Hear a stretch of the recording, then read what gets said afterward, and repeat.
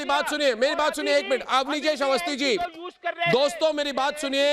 एक तरफ टुकड़े टुकड़े गैंग और एक तरफ रिपब्लिक भारत।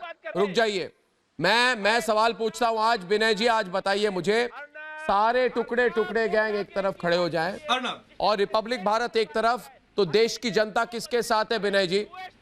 देश की जनता टुकड़े टुकड़े गैंग के साथ है, तक के साथ है कि रिपब्लिक भारत के साथ है? इनको बता दीजिए।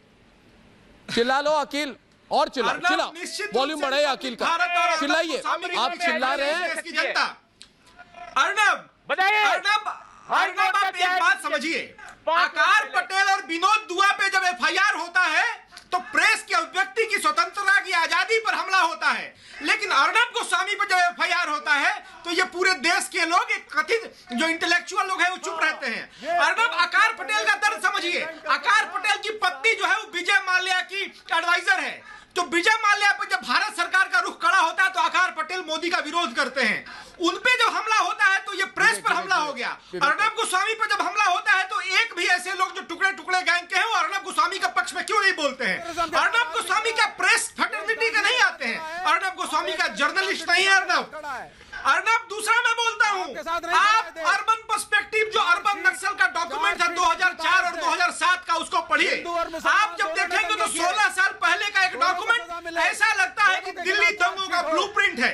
भीमा कोरेगांव दंगों का ब्लूप्रिंट 16 साल पहले 2004 में जो अर्बन नक्सल का डॉक्यूमेंट था, उसमें ये सारा लिखा गया है कि दिल्ली दंगे कैसे कराए जाएंगे और भीमा कोरेगांव के दंगे कैसे कराए जाएंगे। अर्नब, आप इसका क्रोनोलॉजी देखिए।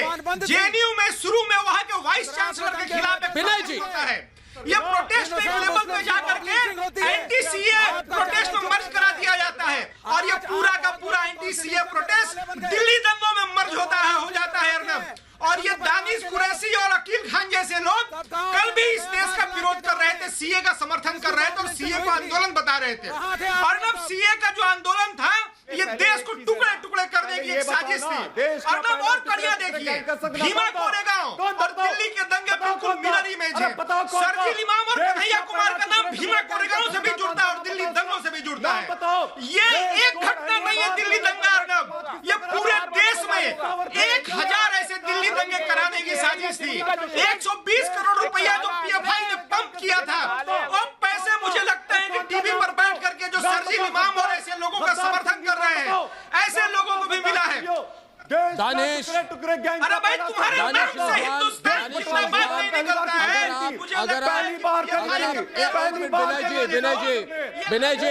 विनय जी एक मिनट दानिश रिजवान, देखिए सब लोग एक साथ बात करेंगे तो मैं सुन नहीं पाऊंगा, दर्शकगण भी सुन नहीं पाएंगे।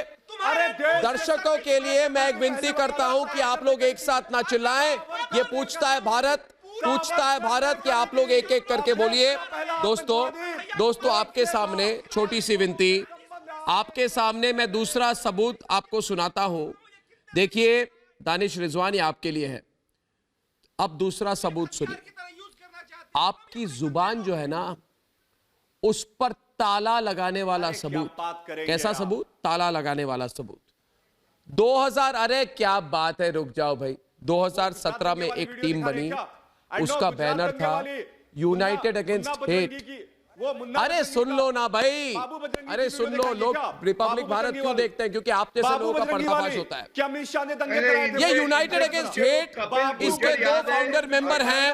पहले है खालिद सैफी, जिस पर दंगों के लिए पैसे देने का आरोप है। दूसरे हैं उमर खालिद, टुकड़े टुकड़े गैंग के नंबर 1 किंगपिन। भारत तेरे टुकड़े होंगे बोलने वाले उमर खालिद, जिस पर दिल्ली के दंगों के प्लानिंग का आरोप है। फरवरी 2020 तक United against India, United against hate के बारे में किसी ने नहीं सुना था। मैं पूछता हूं आज कि दिल्ली दंगों के ठीक पहले ये बैनर यूनाइटेड अगेंस्ट हेट चर्चा में क्यों आई? 3 साल तक कौन सी तैयारी हो रही थी? पूछता है भारत। मैंने आपसे कहा कि मैं